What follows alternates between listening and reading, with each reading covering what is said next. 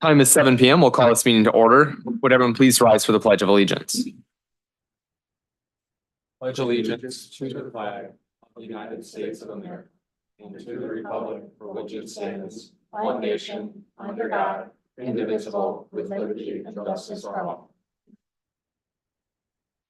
Madam Clerk, can we have a roll call, please? Mayor Pileski. Here. Trustee Della Penna. Here. Trustee Domke. Here. Trustee Forsythe. Here. Trustee Lanisa. Here. Trustee Bukowski. Here. Trustee Trejo. Here. We have a quorum. We'll move on to presentation of the prepared agenda. Is there a motion to approve the agenda? Moved. Is there a second? Second. Any discussion? All those in favor, please signify by saying aye. Aye. All opposed, nay. Any abstentions? Seeing none, that motion carries. We'll now move on to Village Board public comment. Anyone wishing to provide a comment on a topic or an agenda item may address the Village Board during the public comment and public hearing segments of the Village Board agenda by submitting comments in advance using the online form or during the meeting. Madam Clerk, do we have any submitted in advance? We have one in advance from Jane Smith. Regarding home rule, have other considerations been made as income revenue streams besides the home rule tax and increase in CIS rates in order to cover the cost of mandated improvements? Has reappropriating the 3 homes used for the historical museum been proposed? It seems to be an excessive amount of space delegated to this. Is it possible that 2 of the 3 homes could be sold? Has a more profitable option for building on Howard Avenue besides low-income housing been proposed? When proposing home rule tax, has any data been provided on how much tax revenue actually comes into Roselle from non-residents? 3 great questions. So I think to tackle the first one as far as generating other revenue. So the village has a number of different tools at its disposal to generate revenue, some of which people are just realizing we've had in place for over a decade. I know over the weekend. So one is we have an eating establishment tax that's been in place for at least over 10 years to my recollection. And that's something that we use to help with our budget to help with infrastructure projects and other general capital costs. We have other things like a utility tax that we're able to do. We do not currently utilize the maximum taxing authority on our utility tax. However, maxing those out would only project to bring in 100,000 or so extra dollars annually, which when we're looking at a $80 million project, while every dollar does make a difference, it doesn't necessarily get us close to the finish line there. As far as that creative suggestion, as far as the history museum, one thing that would have to happen first is the land would need to be divided up. It's currently one plat, and so that would make it a little bit more difficult to go ahead and sell those off. Plus, the history museum does operate in all 3. What I would say is that land is not valued above $1 million. We'd be lucky if we get a couple $100,000 for it. So while that may be a short-term way to gain additional funds, again, looking at the total amount out there, it's not something that is going to help us cross the finish line. With that being said, we have looked at our assets in the village to see ways that we could generate revenue. And I think there's 2 key properties, one of which you mentioned, which is the Trinity property that the village recently acquired.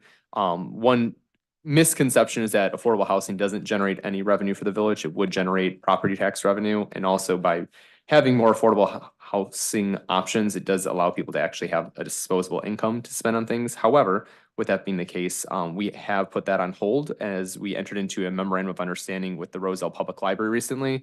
This does not say that the library is moving. It does not force anyone to make any decisions, but it does open up a possibility for that land to continue on as an institutional use while putting land that is adjacent to our Main Street area in play for redevelopment. I would say the library property on Park Street would make a much more profitable land development deal than the Trinity property, given its ability for density to happen there, as well as another restaurant or sales tax generating business there, and to help us with parking, which we know is a constant concern. The other property the village is in the process of evaluating options is the I-390 property that is off of Roselle Road. We own a couple acres up there for in a similar fashion, a couple of decades now at this point. And so that's a opportunity where we believe that there would be potential for townhomes to be developed. That would be great for both the village and a property tax perspective, as well as bringing in more families that would be hopefully spending their money in town on other uses. With that being the case, as far as what we have done to kind of project our sales tax revenue, I want to turn that over to our finance director, Tom Dahl, to give some information on, because we do receive some money from the state already, and so that's been a baseline for us to project out, and I think we have a pretty good idea of where that would go. So Tom, if you could just elaborate a little bit more on the forecasting you did. Sure. So the home rule sales tax would not apply to everything that people purchase. So when we did the projections, I used our current tax and then reduced it by 85% when you look at a 1% home rule sales tax. We are limited by the data we receive from the Illinois Department of Revenue. So we only receive totals by businesses that are remitting the tax. We do not receive the location of, where people live that are purchasing it.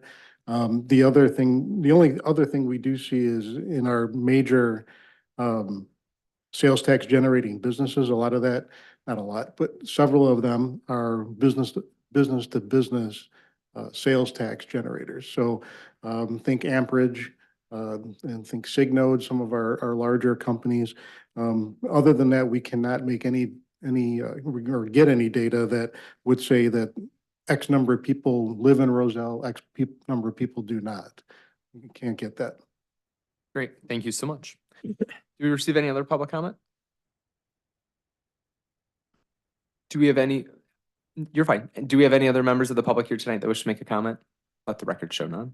We'll move on to officials and staff reports. Under mayor's report, I have a public service announcement as well as some exciting news to share. So with the recent kind of budget impasse in Congress, they did end up coming to an agreement to pass some resolutions recently. And so with the laws that President Biden signed into action this afternoon, Roselle is going to be receiving $500,000 directed towards the Petal Plaza work. So that brings us up, for those at home, to $2 million in federal grant money that will go towards the construction of that project. So I'm very excited to see that being secured by our Congressman Raja Krishnamoorthi. So we appreciate his work on that on our behalf.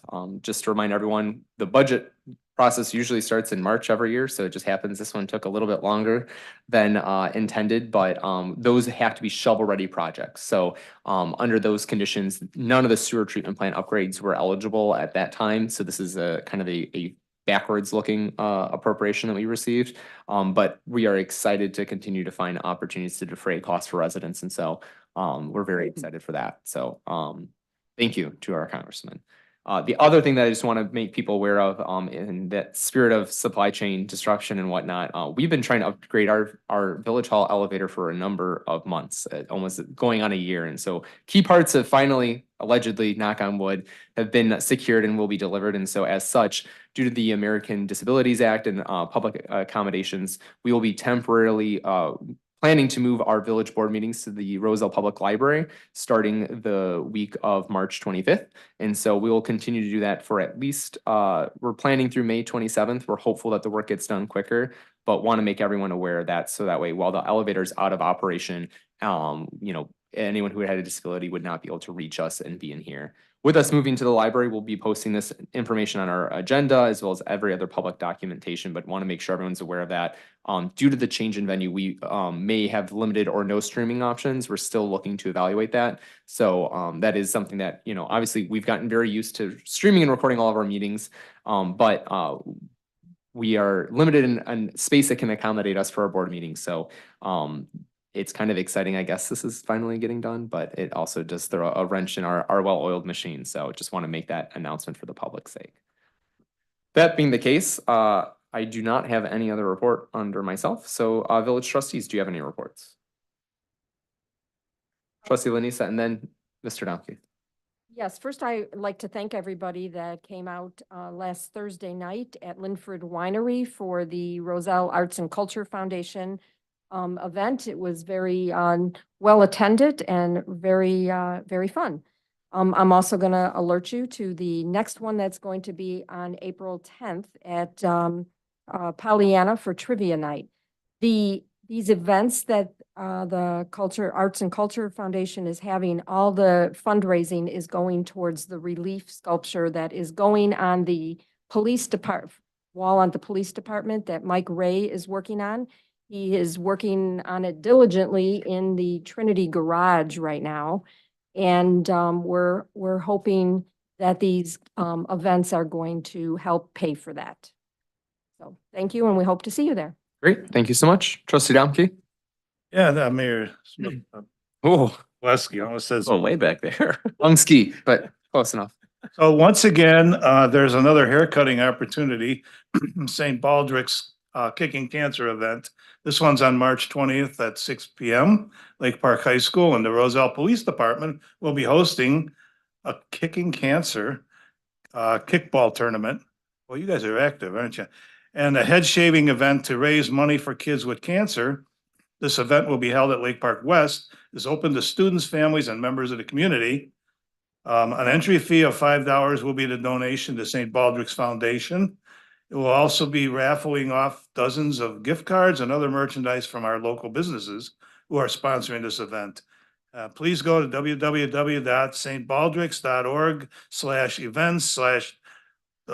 www.stbaldricks.org/events/LPHS 2024 if you're interested in donating to this event. And Chief, you don't have much hair to cut off, so I don't know if it counts. But I'm not gonna do it, but it's a great idea, and I'll gladly give some money just to save my hair. Thank you, Wayne. Any other trustee reports?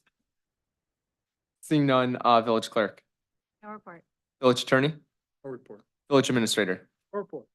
Welcome back. Unfinished business. We'll move on to the consent agenda. All items listed on the consent agenda are considered to be routine, procedural, informational, self-explanatory, or non-controversial in nature and will be enacted in one motion. There will be no discussion on these items. Tonight, we have presentation and approval of the village board minutes of February 26, 2024. Adopt a resolution to close a state highway for the purpose of holding the annual Rose Parade on June 2nd, 2024. Adopt a resolution amending the village gaming policy governing access to public records under the Freedom of Information Act. Pass an ordinance amending Chapter 2, Article 4, Division 2 of the Code of Ordinance of the Village of Roselle. Pass an ordinance amending Chapter 2, Article 4, Division 2 of the Code of Ordinance of the Village of Roselle. And pass an ordinance adopting the 2024 Village of Roselle official zoning map. Is there a motion to approve? Moved. Second, Thank you. Madam Clerk, when you're ready, please give us a roll call. Trustee Trejo? Aye. Trustee Domke? aye. Trustee Delapenna? Aye. Trustee Forsythe? Aye. Anissa? Aye. Trustee Burkowski? Aye. That motion carries. We'll continue on with our other unfinished items. We have nothing under community development, administration, fire, or police, but public works. There's always something. Trustee Prokowski. Yes, I'd like to move adoption of a resolution approving the revised Village of Roselle lead service line replacement policy and lead service line grant assistance program. Second, Thank you so much. Is there any discussion? For the public record's sake, this is just extending the policy that the board had previously approved for Maple Avenue to any and all impacted houses or properties rather in the Village of Roselle. Could we have a roll call, please? Trustee Burkowski? Aye. Trustee Domke? Aye. Trustee Delapenna? Aye. Trustee Forsythe? Aye. Trustee Lanisa? Aye. Trustee Trejo? Aye. That motion carries. Moving on to item 13B, I'd like to move passage of an ordinance amending Chapter 6, Article 3, Division 1 of the Code of Ordinances of the Village of Roselle. Second.